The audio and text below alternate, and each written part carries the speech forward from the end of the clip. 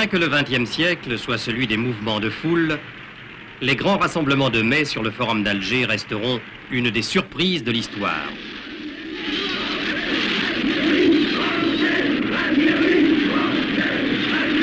Ce phénomène collectif sans précédent qui s'étendit bientôt à l'ensemble du pays, et surtout cette participation des musulmans qui depuis 4 ans se cantonnaient dans la réserve, ont provoqué dans le monde un tel étonnement que les observateurs crurent d'abord à un enrôlement contraint et forcé. Mais devant cette levée en masse, les plus sceptiques durent se rendre à l'évidence. Le mouvement algérien n'était plus seulement le sursaut patriotique des Européens se croyant menacés d'abandon, il devenait aussi la manifestation d'espoir des musulmans libérés de la peur. La révolution algérienne eut sa nuit du 4 août. Les Européens firent abandon de leurs privilèges et, dans cette fête de la fédération permanente, les mots égalité, fraternité, justice revenaient sans cesse. Pour la première fois, un choc psychologique mettait si étroitement en contact européens et musulmans que la fusion apparaissait possible.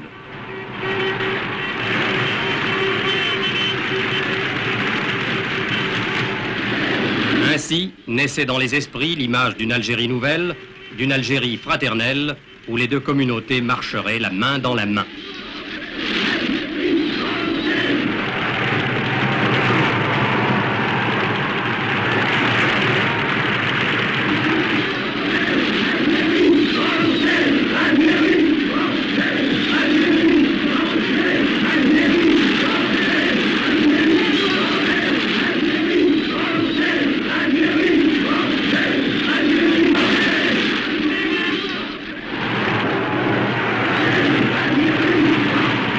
Les femmes ne furent pas les dernières à se mêler à ce courant irrésistible.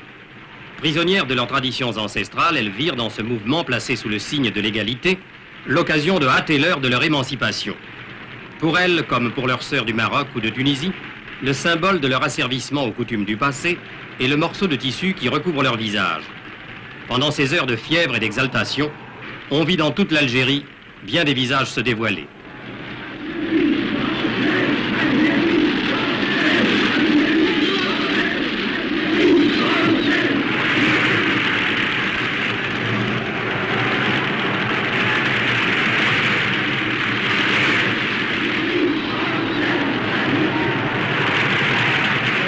Pendant des jours et des jours, le Forum d'Alger fut une sorte d'immense creuset bouillonnant où des éléments de nature différente entraient en fusion sans que l'on pût savoir ce qui résulterait de cette synthèse. L'unanimité, il est vrai, s'était faite sur un nom. Pour les Européens, Charles de Gaulle est l'homme du 18 juin, le soldat qui a refusé de baisser le front devant l'adversité. Pour les musulmans, c'est le général victorieux, qui symbolise la force de la France et aussi son libéralisme, car ils n'ont pas oublié les promesses de Brazzaville. C'est le héros digne de prendre place dans les mythes poético-révolutionnaires de la légende arabe. Pour tous, c'était l'homme capable d'unir les deux communautés dans la paix, aussi étroitement que l'avaient été dans la guerre les compagnons d'armes européens et musulmans.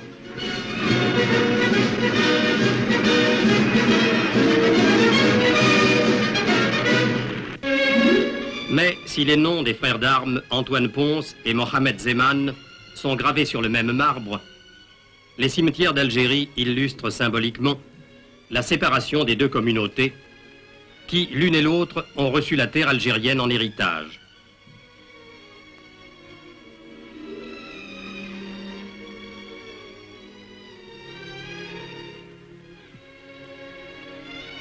Jusqu'ici, la fusion totale n'a jamais pu s'accomplir.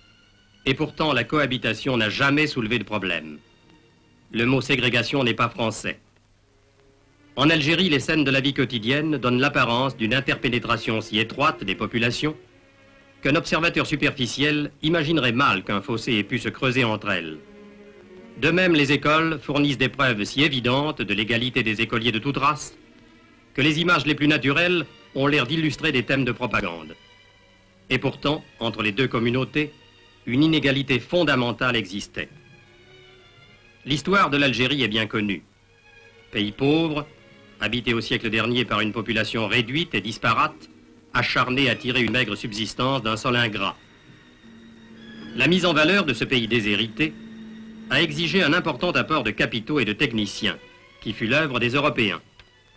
Il s'est passé ici ce qui se passe dans tous les pays vivant dans un régime d'économie libérale. En contrepartie de leur apport, les Européens acquirent une condition supérieure à celle des musulmans. Si tous les Européens n'étaient pas de riches colons et tous les musulmans de pauvres fellahs, personne ne conteste que le standard de vie des premiers était supérieur.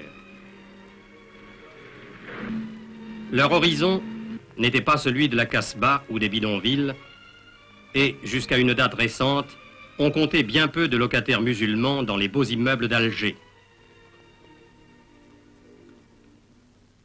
Mais on peut à cette inégalité trouver bien d'autres causes. Paradoxalement, le développement de l'hygiène et de l'assistance médicale est une de ces causes. La population musulmane est passée de 2 à 9 millions d'âmes en un siècle. Il eût fallu qu'à cet accroissement démographique exceptionnel correspondit un développement économique parallèle. La pauvreté du pays ne l'a pas permis. À ce déséquilibre s'ajoutaient encore les discriminations qu'entraînait inévitablement dans la vie quotidienne le respect des gouvernements français pour les croyances et les coutumes.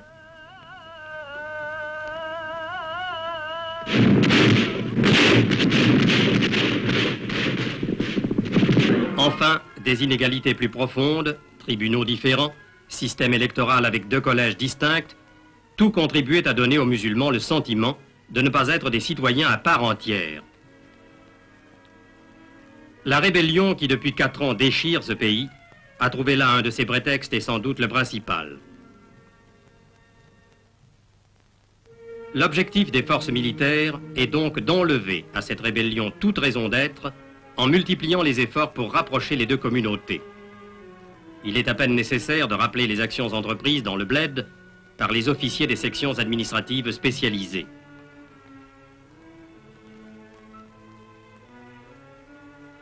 Et dans les villes, l'œuvre accomplie par les officiers des sections administratives urbaines, avec l'aide bénévole d'étudiantes de la métropole, devenues pour la durée de leurs vacances, les assistantes sociales de la Casbah et des bidonvilles.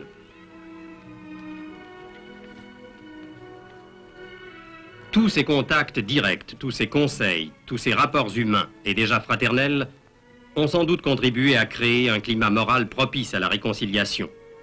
Certains signes, certaines preuves de fidélité à l'œuvre commune avaient fait naître des espoirs nouveaux. La découverte du pétrole saharien démontrait qu'en retrouvant la paix, l'Algérie pourrait du même coup voir s'ouvrir devant elle un avenir de travail et de prospérité jusqu'alors insoupçonné. L'importance de cet apport saharien, qui pouvait bouleverser l'économie du Maghreb, de l'Afrique et peut-être même de l'Europe tout entière, n'avait pas échappé à l'homme qui, quelques mois plus tard, devait, sur cette même terre, découvrir une flamme immense sortant de toutes les âmes.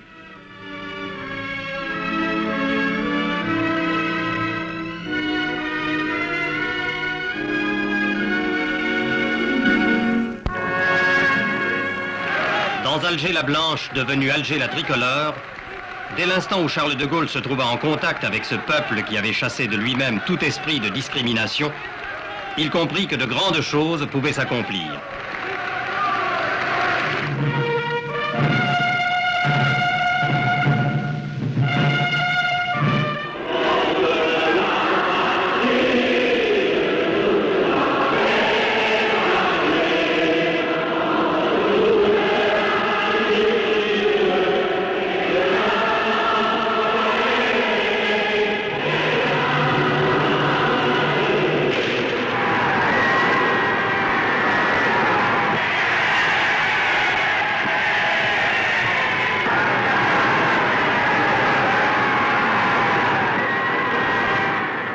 La France considère que dans toute l'Algérie, il n'y a qu'une seule catégorie d'habitants.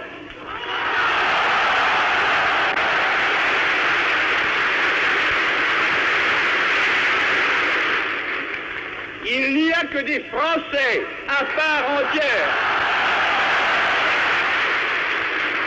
Des Français à part entière avec les mêmes droits et les mêmes devoirs.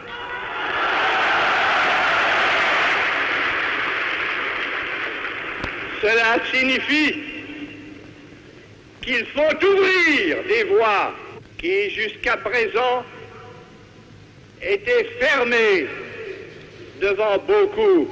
Cela signifie qu'il faut donner les moyens de vivre à ceux qui ne les avaient pas. Cela signifie qu'il faut reconnaître la dignité de ceux à qui on la contestait.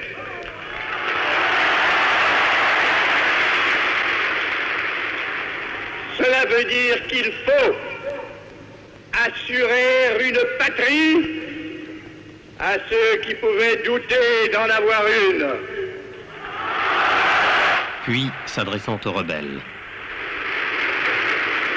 Moi, De Gaulle, à ceux-là, j'ouvre la porte de la réconciliation.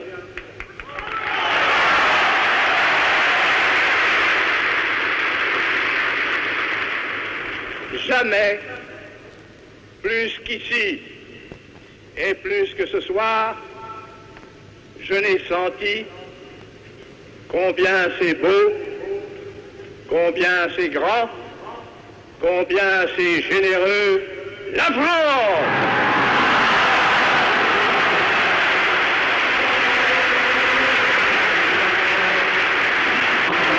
Vive la République! Vive la France!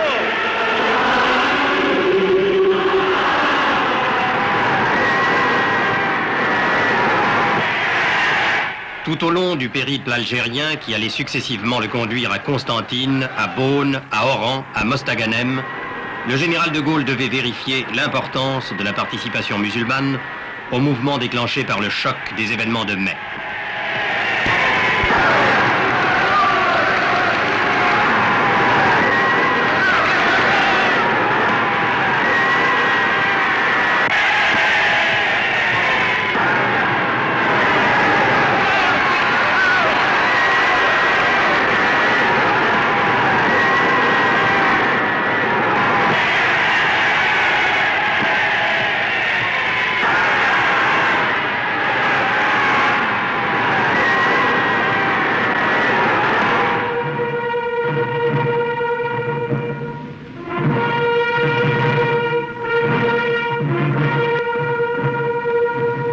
Un émouvant dialogue s'était engagé entre un homme et une foule, animés d'une estime réciproque, décidés l'un et l'autre à rechercher les moyens de régler enfin tout ce qui reste à régler dans ce pays.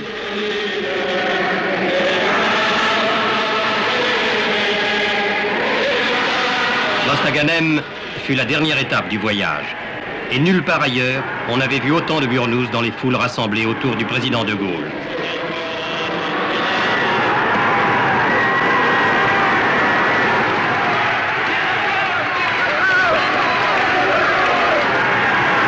Je porte, a dit de Gaulle, une des plus lourdes responsabilités de l'histoire. Cependant, partout en Algérie, l'unanimité fut telle que la formule désormais célèbre « 10 millions de Français » devenait un but accessible. 10 millions de Français.